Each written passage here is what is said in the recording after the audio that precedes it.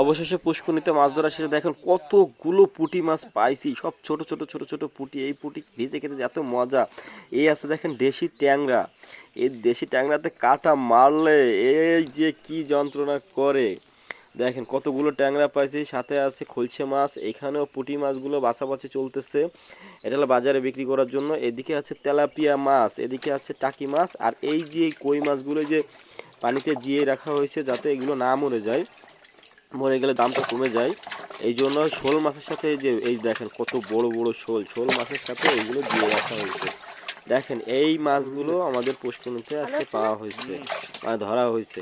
সামনে আর একটা পুষ্করণী চেষা হবে, তো ওই ভিডিও আপনাকে দেখাবো। তো কেমন লাগতেছে এই যে দেশি মাছ, আর কে কে কোন মাছ খেতে পছন্দ করেন কমেন্ট করে জানাবেন। আমার কিন্তু এখানের কোনো মাছ আমার খেতে ইচ্ছা করে না, একমাত্র এই যে তেলাপিয়া মাছ দেখতে পাচ্ছেন, এই যে আমি দেখাচ্ছি। এই যে শোল মাছগুলো দেখেন কি লাফালাফি করতেছে, কত সুন্দর লাগে না মাছগুলো দেখতে। কিন্তু এই মাছগুলো আমি খাই না, এই মাছগুলো দেখতে যেমন